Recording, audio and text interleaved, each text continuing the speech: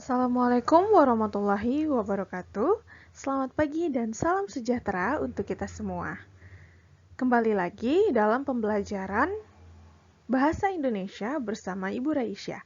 Kali ini kita akan melanjutkan materi mengenai cerpen pada subbab unsur-unsur yang membangun cerpen.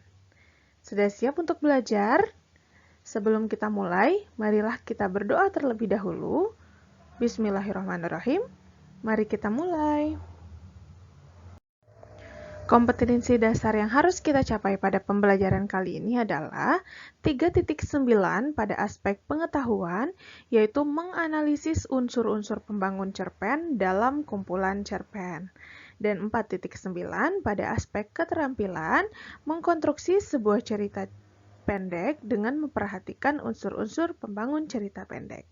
Nantinya, Ananda diharapkan dapat memahami unsur-unsur pembangun cerita pendek. Nah, sebelumnya pasti Ananda sudah pernah mendengar juga bukan mengenai unsur-unsur pembangun cerpen. Kira-kira apa saja sih unsur pembangun cerpen itu? Nah, ada dua unsur pembangun cerpen yang akan kita bahas pada materi kali ini. Yang pertama adalah unsur intrinsik dan yang kedua adalah unsur ekstrinsik. Sebelumnya, diingatkan kembali bahwasannya unsur intrinsik adalah unsur pembangun cerpen dari dalam. Sedangkan unsur ekstrinsik merupakan unsur pembangun cerpen dari luar. Bagaimana sih maksudnya? Kita akan simak ya satu persatu. Ada banyak unsur intrinsik atau pembangun cerpen dari dalam. Pertama kita akan bahas dari tema. Nah, tema adalah gagasan yang menjalin struktur isi cerita. Tema suatu cerita menyangkut segala persoalan baik berupa masalah kemanusiaan, kekuasaan, kasih sayang, dan kecemburuan. Biasanya tema ini ditulis secara tersirat oleh pengarang. Jarang sekali ya ditulis sebagai tersurat. Untuk dapat merumuskan tema, kita harus terlebih dahulu mengenali rangkaian peristiwa yang membentuk alur cerita dalam sebuah cerpen. Nah, yang kedua ada amanat. Amanat merupakan ajaran atau pesan yang hendak disampaikan oleh pengarang. Nah, kehadiran amanat ini pada umumnya juga tidak bisa lepas dari tema cerita. Pasti sangat mirip dengan tema cerita. Misalnya, tema cerita itu tentang perjuangan kemerdekaan, maka amanat cerita itu pun tidak akan jauh dari pentingnya mempertahankan kemerdekaan. Nah, amanat ini merupakan hal atau pesan yang bisa kita ambil dari cerpen yang kita baca.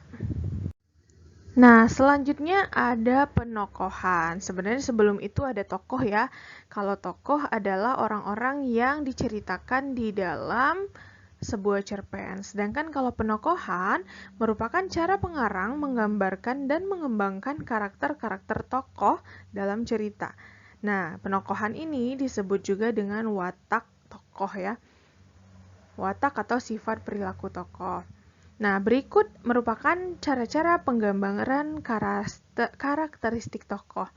Nah, ada 6 cara dalam penggambaran karakteristik tokoh. Yang pertama ada teknik analitik langsung, selanjutnya penggambaran fisik dan perilaku tokoh, penggambaran lingkungan kehidupan tokoh, penggambaran tata kebahasaan tokoh, pengungkapan jalan pikiran tokoh, dan penggambaran oleh tokoh lain. Nah, untuk lebih jelasnya kita akan bahas satu persatu. Nah, yang pertama ada teknik analitik langsung sebagai penggambaran penokohan. Penggambaran teknik analitik langsung maksudnya adalah penggambaran karakteristik tokoh yang langsung disampaikan oleh pengarang. Jadi, pengarang langsung belak-belakan nih menyebutkan bahwa karakteristik tokoh itu misalnya rajin, baik, pintar, dan lain sebagainya.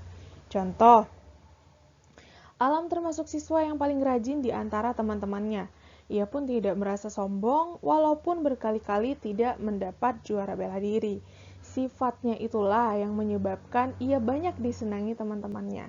Nah, di sini terlihat bahwasannya watak Alam ini tidak sombong, dan ini dijelaskan secara langsung oleh penulis. Selanjutnya, penggambaran fisik dan perilaku tokoh. Maksudnya, penggambaran karakter melalui tingkah laku tokoh. Nah, contohnya di sini. Seperti sedang berkampanye, orang-orang desa itu serempak berteriak-teriak.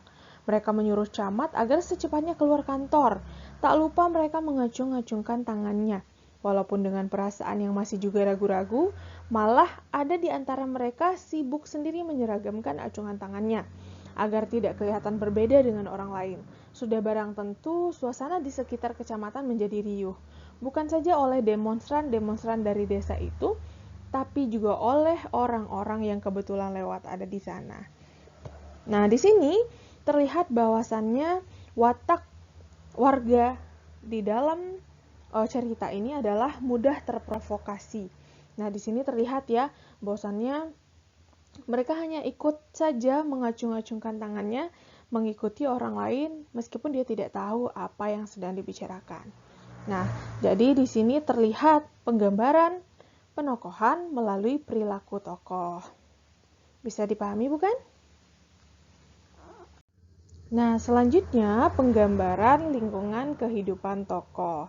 Penggambaran lingkungan kehidupan tokoh maksudnya adalah penggambaran karakter melalui pemaparan suasana lingkungan tempat tinggal tokoh. Contohnya, terdapat sebuah musala meski rumah Pak Sukaryo tidak terlalu luas. Alat salat lengkap berada di dalamnya. Di beberapa ruangan terlihat hiasan kaligrafi Arab. Nah, di sini terlihat bahwasannya watak Bapak Sukaryo ini adalah religius. Nah, hal ini kita bisa lihat dari lingkungan tokoh yang diceritakan dalam contoh ini. Seperti musala di rumah Pak Karyo meskipun tidak luas, lalu alat salatnya lengkap, dan juga terlihat hiasan kaligrafi. Nah, selanjutnya penggambaran tata kebahasaan tokoh, yaitu penggambaran karakter melalui cara bicara tokoh. Nah, contoh. Dia bilang bukan maksudnya menyebarkan provokasi, tapi apa yang diucapkannya benar-benar membuat orang sedesa marah. Nah, jadi bagaimana sih watak dia di dalam cerita ini? Nah, watak dia di dalam cerita ini merupakan penghasut ataupun provokator. Hal ini terlihat dari bagaimana penggambaran tata bahasanya. Misalnya, yang dia suka menyebarkan provokasi meskipun yang diucapkannya benar-benar tetapi membuat orang marah.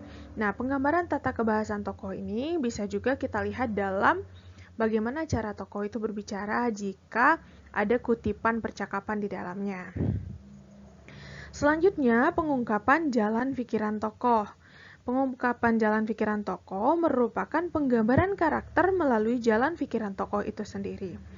Nah, contohnya, ia ingin menemui anak gadisnya itu tanpa ketakutan. Ia ingin mendekapnya, mencium bau keringatnya, dalam pikirannya cuma anak gadisnya yang masih mau menyambut dirinya. Nah, watak ia di dalam penggalan cerita itu adalah sayang terhadap anak dan ibunya. Nah, bahwasannya ia masih ingin mendekap anaknya, mencium bau keringatnya, dan cuma anak gadisnya yang masih mau menyambut dirinya. Nah, di sini terlihat ya dari jalan pikiran tokoh tersebut. Dan yang terakhir merupakan penggambaran oleh tokoh lain, yaitu penggambaran karakter melalui penceritaan tokoh lain. Nah, di sini diceritakan ia paling pandai bercerita, menyanyi, dan menari. Tak jarang ia bertandang ke rumah sambil membawa aneka brosur barang-barang promosi. Yang menjengkelkan saya, seluruh keluargaku jadi menaruh perhatian padanya. Nah, jadi tokoh ini menceritakan tokoh lain ya di sini. Lalu watak ia yang diceritakan di sini adalah pandai menarik perhatian orang lain, sebagaimana yang diceritakan oleh penulis. Bagaimana? Bisa dipahami bukan? Nah, unsur selanjutnya adalah alur. Alur merupakan pola pengembangan cerita yang terbentuk oleh hubungan sebab akibat ataupun bersifat kronologis. Nah, pola pengembangan cerita suatu cerpen ini beragam ya. Pola-pola pengembangan cerita harus menarik dan mudah dipahami serta logis. Jadi, jalan cerita suatu cerpen kadang-kadang berbelit-belit dan penuh kejutan, juga kadang-kadang sederhana saja. Nah, ada nih berbagai macam alur yang perlu kita pelajari. Nah, berikut adalah jenis-jenis alur yang perlu kita ketahui. Ada alur maju, mundur, dan campuran atau yang sering disebut dengan flashback. Nah, alur maju suatu jalan cerita yang ceritanya memiliki tahapan klimaks yang berada di akhir cerita. Jadi, pada alur maju, maka ceritanya itu berurutan, mulai dari pengenalan, lalu klimaks, hingga pada akhirnya penyelesaian. Nah, sedangkan alur mundur, ceritanya memiliki tahapan klimaks yang berada di awal pada suatu cerita. Nah, jadi pada alur mundur, ini klimaks atau konfliknya ada di awal cerita. Nanti baru setelah itu dijelaskan kenapa sih bisa terjadi konflik tersebut dan apa sih penyebabnya setelah itu ya. Jadi makanya disebut dengan alur mundur. Jadi dimulai dari konflik terlebih dahulu, baru kenapa alasan terjadinya konflik. Selanjutnya alur campuran atau yang disebut juga dengan alur maju mundur atau juga disebut dengan flashback. Nah, suatu jalan cerita yang mengandung alur maju dan mundur. Nah, kadangkala pada alur campuran ini dimulai dari awal pengenalan, lalu ketika di tengah cerita bisa jadi tokoh mengingat sesuatu yang ada di masa lalunya, sehingga diceritakan kejadian masa lalu hingga mungkin tokoh tersadar kembali atau kembali melanjutkan hidupnya di masa depan. Oleh sebab itulah disebut dengan alur campuran atau alur maju mundur. Jadi alurnya ada mengingat bayangan masa lalu maju lagi. Bagaimana? Bisa dipahami bukan mengenai jenis-jenis alur? Nah, selanjutnya ada latar. Latar atau setting merupakan tempat, waktu, dan peristiwa yang digunakan dalam suatu cerita. Latar dalam suatu cerita bisa bersifat faktual atau bisa pula yang imajinatif. Ini tergantung pada ceritanya ya. Jika cerpen, maka latarnya bersifat faktual. Tetapi jika dia dongeng, maka bisa juga dengan imajinatif. Lalu, latar berfungsi untuk memperkuat atau mempertegas keyakinan pembaca terhadap jalannya suatu cerita. Nah, pada penjelasan latar ini, kita perlu menjelaskan latar yang detail. Karena latar yang detail bisa membuat pembaca dapat mengimajinasikan latar tersebut dengan sangat bagus sehingga pembaca merasa terbawa ke dalam cerita.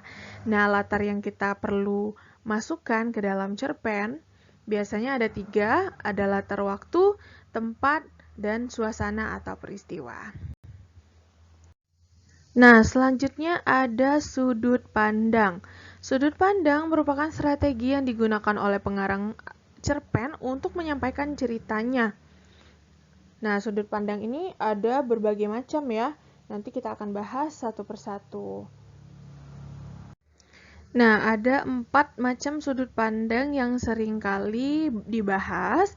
Yang pertama, orang pertama tokoh utama, orang pertama tokoh sampingan, orang ketiga sebagai pengamat, dan orang ketiga serba tahu.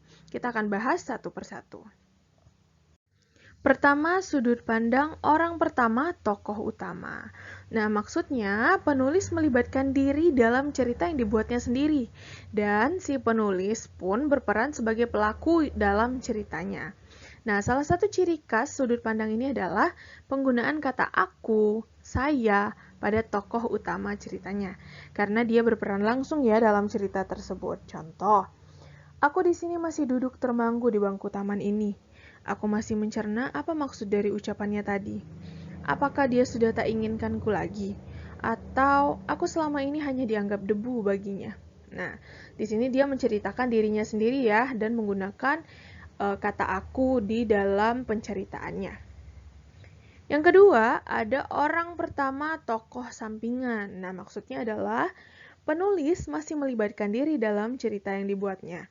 Hanya saja, si penulis tidak berperan sebagai tokoh utama, melainkan sebagai tokoh pendamping dari tokoh utama dari cerita yang dibuatnya. Nah, contohnya gimana sih? Aku melihat semburat air mata di mata Devi. Apakah dia bersedih? Aku pun memberanikan diri untuk bertanya kepadanya. Dia pun menjawab pertanyaanku, bukan lewat jawaban lisan, tapi lewat senyumnya yang ia paksakan. Nah, di sini dia masih menggunakan kata aku. Tandanya dia masih melibatkan diri dalam penceritaan. Tetapi dia lebih menceritakan kepada Devi ini, yaitu orang lain dalam tokoh cerita. Sehingga penceritaan ini disebut dengan orang pertama, tokoh sampingan.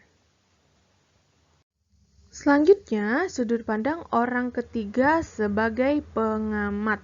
Nah, maksudnya di sini, penulis sama sekali tak terlibat dalam ceritanya. Dia hanyalah berperan sebagai orang yang benar-benar menceritakan isi dari ceritanya. Nah, penggunaan kata ia dan dia adalah ciri khas dari sudut pandang ini. Penulis cerita juga kadang langsung menyebutkan nama tokoh. Nah, kita akan langsung melihat contohnya. Dia masih termenung di bangku taman itu.